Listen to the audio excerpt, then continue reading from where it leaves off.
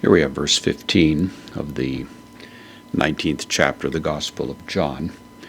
We're in that moment of high drama in which Pilate has now brought Jesus out once again, presented them to the religious leaders and the crowd that is gathered there in the area of the Praetorium.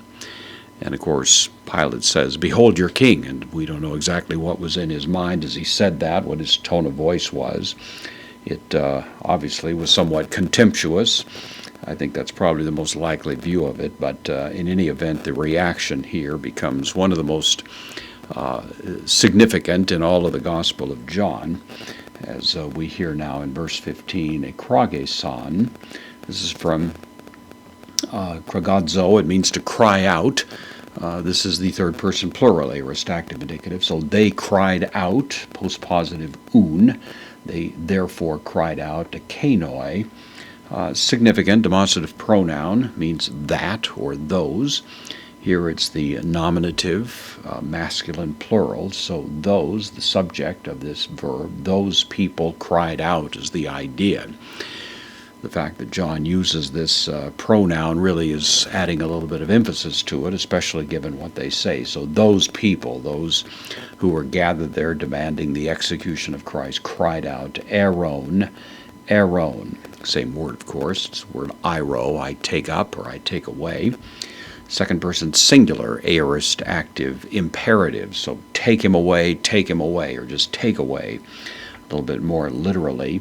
And then stauroson. This is from staurazo. It means to crucify. This again is the second person singular, aorist active imperative. So take away, crucify. The direct object autone, the masculine singular accusative. So they cried out, take him away, crucify him. Pilate's responding now. We have lege, third person singular, present active indicative of lego, I say, so he says. Autois, indirect object, dative, plural, masculine, he says to them, to the religious leaders. The subject is ho Pilatos, Pilate says to them. Then this is the question that he puts to them as if a, quote, tone. In the accusative, it's the article, masculine singular accusative, tone basileia, the king.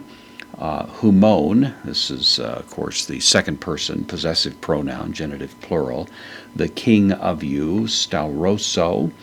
Again, the same verb here. This is either the subjunctive or the future. It's spelled the same either way.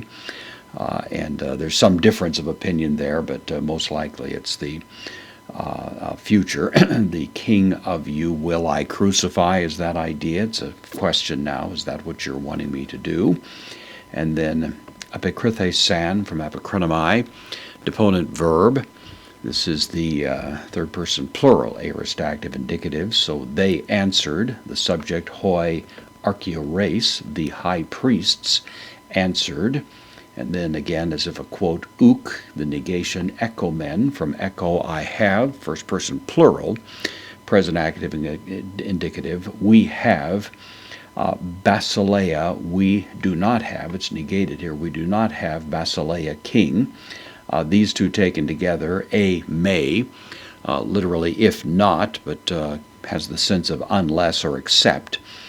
So we have no king except Caesara, except Caesar.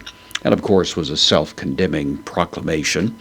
It's been noted many times by commentators that they took to themselves the absolute rule of Caesar as opposed to the Christ of heaven, and of course it was Caesar that utterly destroyed them.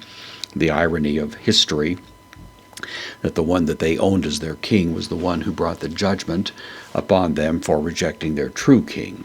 Rome acting, of course, as the agent of Christ himself and bringing about that particular devastating destruction of Jerusalem a scant 40 years later, in full, complete, and really astonishing fulfillment of what Jesus himself had predicted, described for us in brutal clarity in the book of Revelation and elsewhere, alluded to in the New Testament.